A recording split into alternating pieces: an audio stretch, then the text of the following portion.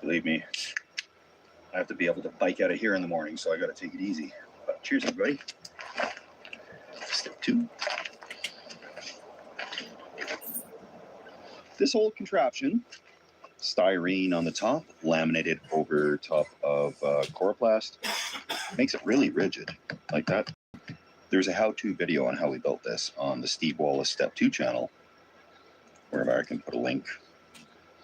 And anyway, the whole build, probably in materials, was $600, $700, and it looks a lot more professional than I thought. Got our checker plate down there. Bicycle hooks on with this guy here, repurposed. Some of the stuff is coming delaminated because we didn't know what we're doing, but none of the lights are wired up yet. That's a project for future Steve, probably tonight. And yeah, we'll do a tour inside. There's not much to see. It's not finished yet, but I'll pull some stuff out, get some dinner started, and hopefully we get some northern lights tonight. They're talking about it.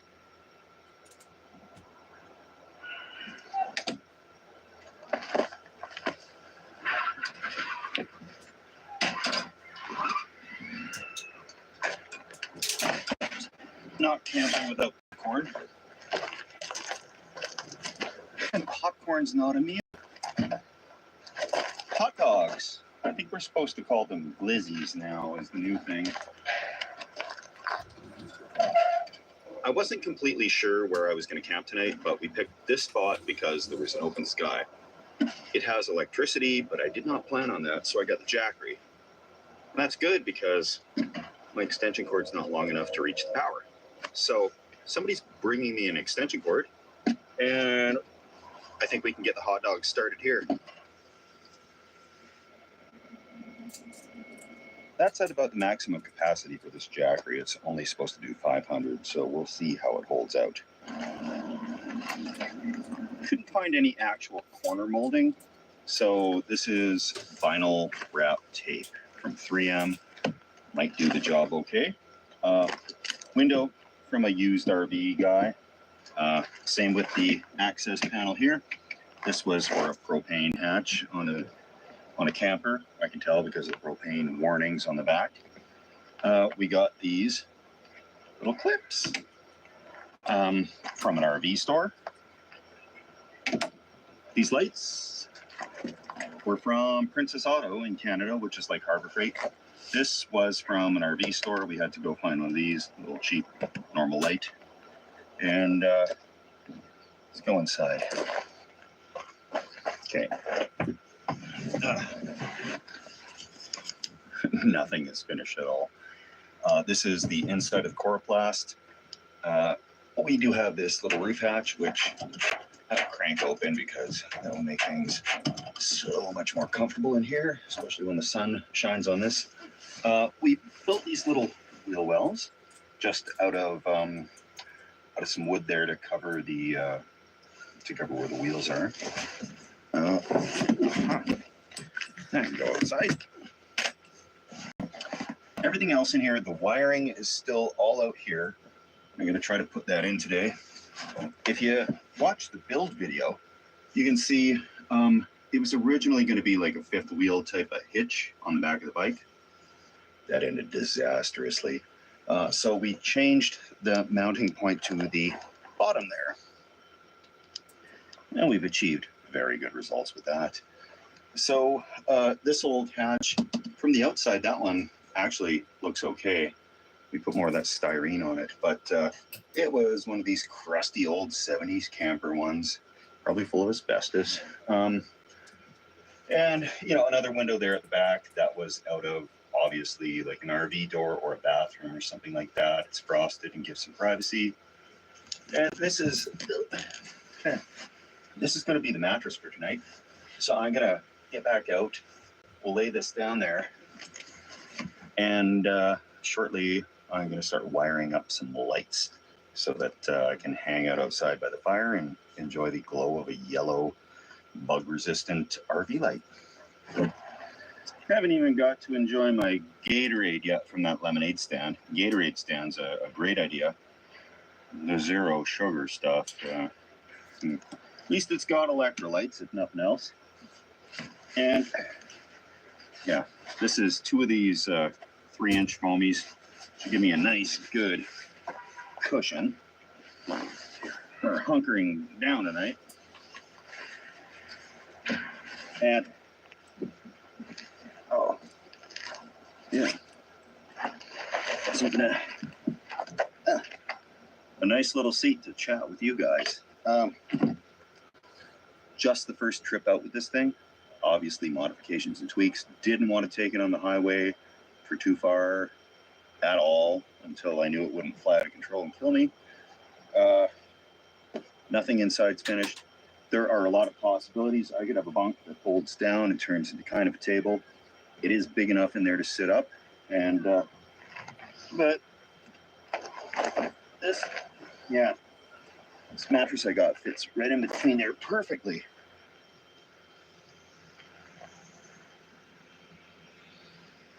Just trying to get my chair in here.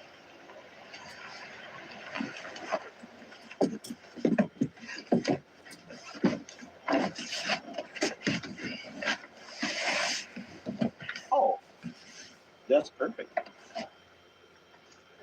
Okay, sitting on a regulation height camping chair, a foldable one. I've turned the mattress around here, just kind of bunched up out of the way for now. But I could see like a little flip down, fold out type of thing. Would add some room, more room in here for activities. Definitely, I'm just going to put a little blanket or something over to cover this hole until I get it patched up more permanently. And a shorter chair would actually work. Like, I really could sit around here, relax on a rainy day, read a book, put up a movie somewhere. I could, you know, it could be a little fold down thing there, like a kitchen. It is full of possibilities, and I welcome you guys' suggestions. From the far end in here, from where the camera is, it really isn't that claustrophobic, which I was kind of expecting. So something for the walls on these 2x2s is probably going to be extremely light, almost like cardboard with wallpaper on it or something. If you know of a product that might work, let me know about that. But yeah, this is like storage right up here. Can easily lay down, a fold down bed. I've been dreaming about building one of these for ages, and I'll show you how it came together here in a second. I knew I wanted something in proportion to the bicycle. So I looked up kind of a little fifth wheel type of arrangement.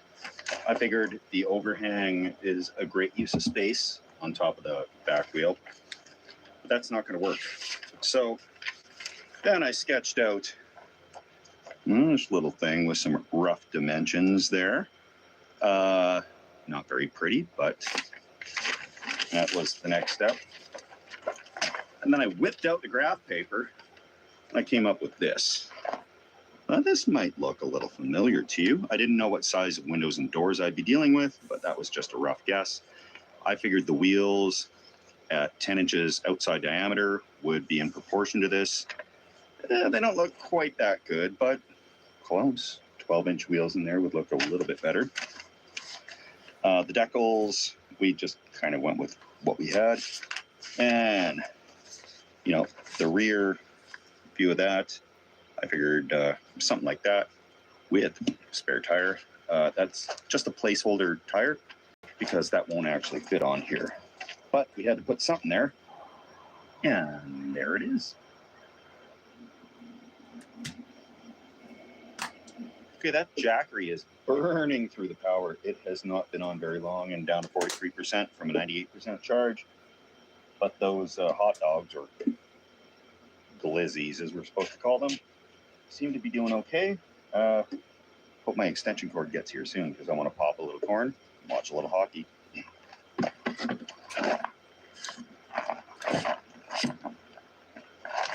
We got our extension cord not a moment too soon. Jackery's down to 33, and it's feeling hot.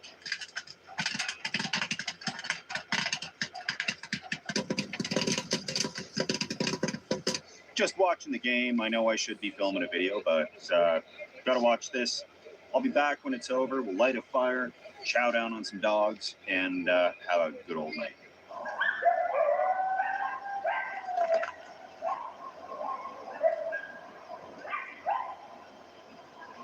Okay, I was filming the Aurora Borealis, which turned out to be lackluster.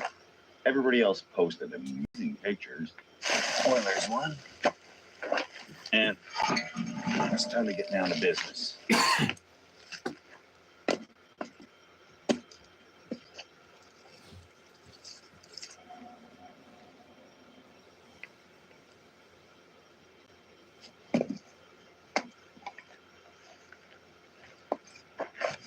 I assumed the game would not go into overtime, and I assumed I would have time to hook up the wiring.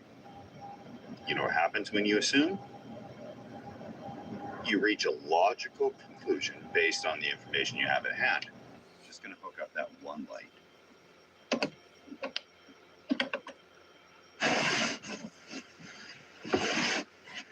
I'll tie that up nicely so the two ends won't meet and arc out. The battery has fail-safe protectors in it, but it's really hard on the battery. Pretty darn sturdy for a polymer composite.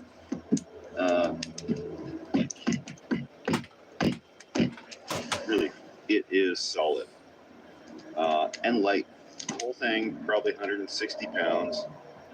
And I've been dreaming of building one of these since I was in my 20s. And we're at the age where technology